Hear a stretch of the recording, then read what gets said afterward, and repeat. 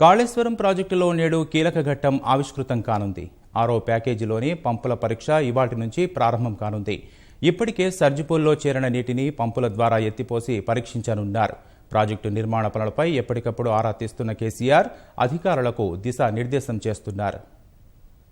తెలంగాణ వరప్రదాయినిగా భావిస్తున్న కాళేశ్వరం ప్రాజెక్టులో మరో ఘట్టానికి ఇవాళ అంకురార్పణ జరగనుంది. ఈ వర్షాకాలానికి ప్రాజెక్టు ఫలాలను అందించాలన్న లక్ష్యంతో ఉన్న రాష్ట్ర ప్రభుత్వం అందుకు అనుగుణంగా పనులను వేగవంతం చేసింది.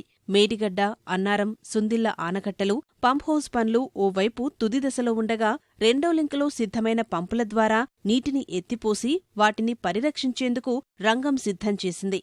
ఎల్లంపల్లి జలాశయం మధ్యమానేరు మార్గంలో ఉన్న 6వ ప్యాకేజీలోని పంపుల వెట్ రన్ను నిర్వహించనున్నారు. ఎల్లంపల్లి నుంచి ఇప్పటికే గోదావరి జలాలను సర్జుపూల్లోకి తరలించారు. సర్జుపూల్లో ప్రస్తుతం 142.30 మీటర్ల మేర నీటిమట్టం ఉంది. ఇక్కడ మొత్తం 7 డ్రాప్డ్ ట్యూబ్ గేట్లు ఉన్నాయి. వాటన్నింటినీ పూర్తిస్థాయిలో పరీక్షించి ఎలాంటి లీకేజీలు లేవని నిర్ధారించుకున్నారు.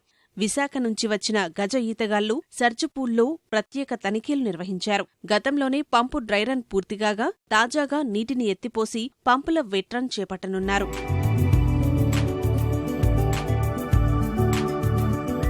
ఉదయం 11 గంటలకు మొదటి పంపు మోటార్ను ప్రారంభిస్తారు. అవసరమైన ఆర్పీఎం చేరుకున్నాక బటర్ఫ్లై వాల్వ్ను తెరుస్తారు. ఆ తర్వాత నీరు స్పైరల్ కేసింగ్ డెలివరీ మెయిన్ ద్వారా డెలివరీ సిస్టర్న్ నుంచి నీరు వెలుపలకు వచ్చి మేడారం జలాశయంలోకి చేరుతుంది. దాదాపు 20 నుంచి 30 నిమిషాల పాటు పంపు నడుస్తుంది. ఈ సమయంలో ఇంజనీర్లు నిర్దేశిత ప్రోటోకాల్ ప్రకారం అన్ని అంశాలను పూర్తిస్థాయిలో పరీక్షించి నమోదు చేస్తారు. ఎక్కడైనా సాంకేతికపరమైన ఇతర ఇబ్బందులు వస్తే వెంటనే పరిష్కరిస్తారు. మొదటి పంపు పరీక్ష పూర్తిస్థాయిలో పూర్తయి విజయవంతమైన అనంతరం మిగతా పంపులను కూడా దశలవారీగా పరీక్షిస్తారు. ఇక్కడి పంపుల సామర్థ్యం 126 మెగావాట్లు. ఒక్కో పంపు 3200 క్యూసెక్కుల నీటిని ఎత్తిపోస్తుంది. 7 పంపులకుగాను 4 పంపులు వెట్ రన్కు సిద్ధమయ్యాయి. మిగతా 3 పంపులను మే నెలాఖరు వరకు సిద్ధం చేయనున్నారు.